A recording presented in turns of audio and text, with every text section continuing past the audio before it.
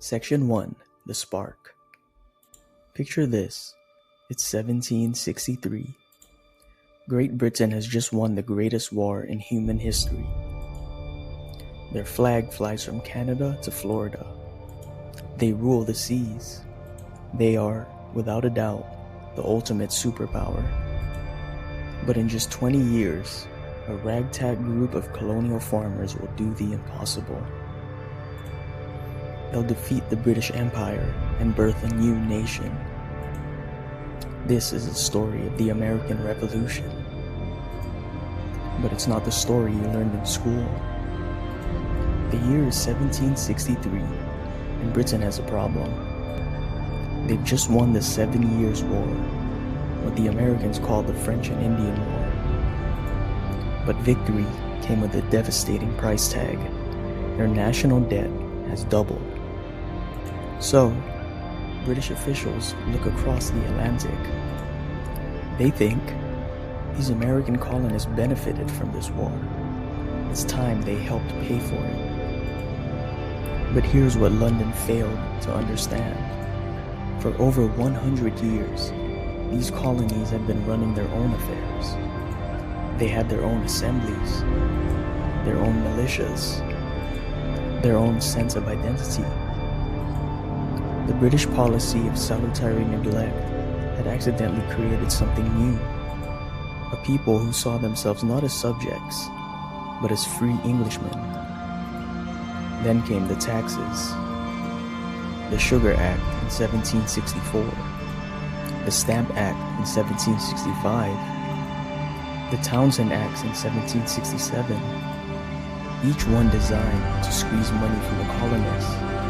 Now, here's the crucial part. These taxes weren't actually that high.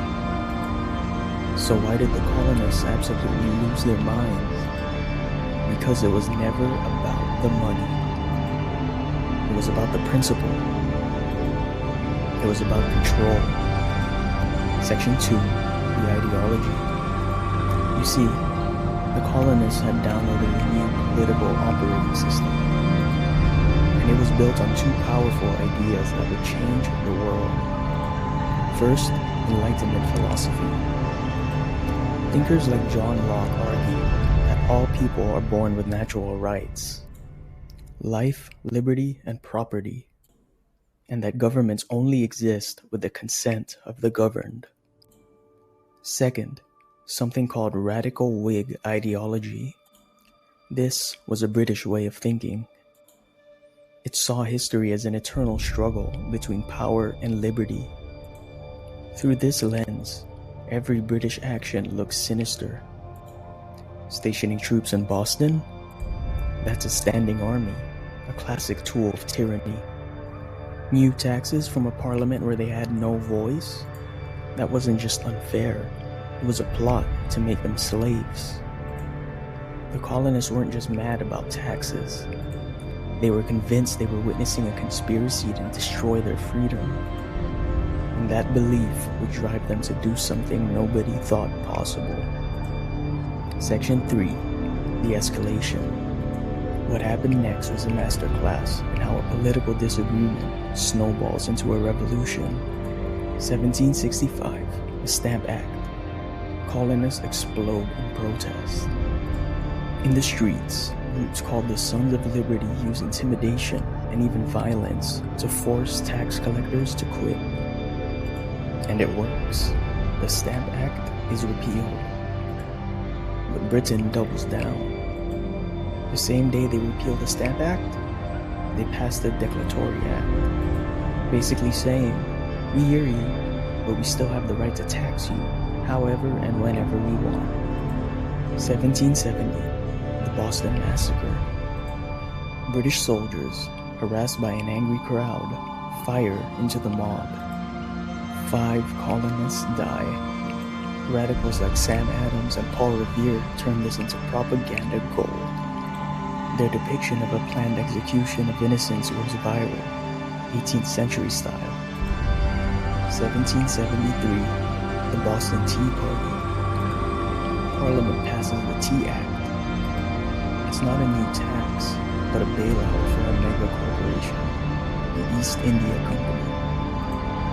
Colonists disguised as Mohawk Indians dumped 342 chests of tea into the Boston Harbor. This wasn't a random riot. It was calculated political theater. 1774, the Intolerable Acts. Britain has had enough. They shut down Boston's port. They put Massachusetts under military rule. The British expected this to isolate Massachusetts. Instead, it did the exact opposite. It convinced the other colonies that they were next.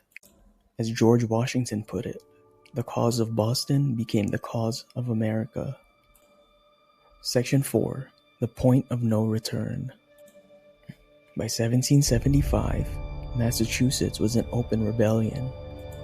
The British military governor, Thomas Gage, gets his orders: seize the colonial weapons and arrest the rebel leaders.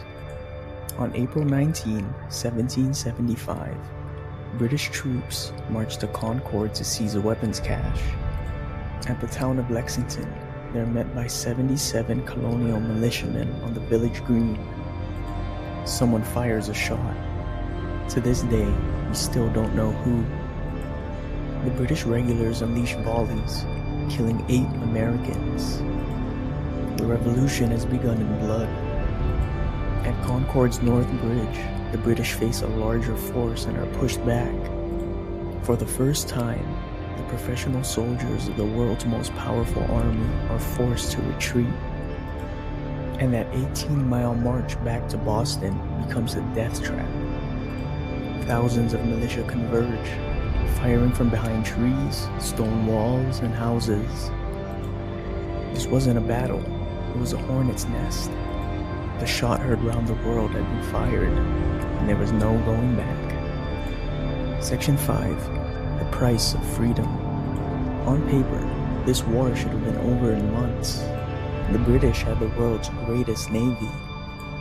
They had a professional army and a global empire to back them up. The Americans had, well, farmers with muskets and a whole lot of conviction. Their leader, George Washington, knew he couldn't beat the British in a straight-up fight. So he developed a strategy of survival. It's called the Fabian strategy. The goal wasn't to win battles. It was to not lose the war. Avoid getting crushed, live to fight another day, and wear down the enemy's will to continue. The core idea was simple. As long as the Continental Army existed, the revolution was alive. Just existing was brutal. At places like Valley Forge, the army nearly dissolved. Soldiers froze, starved, and died from disease. They were shoeless, underfed, and underpaid. But they endured. They were held together by a cause, and by a belief in the one man who refused to quit. Section 6. How to win a revolution.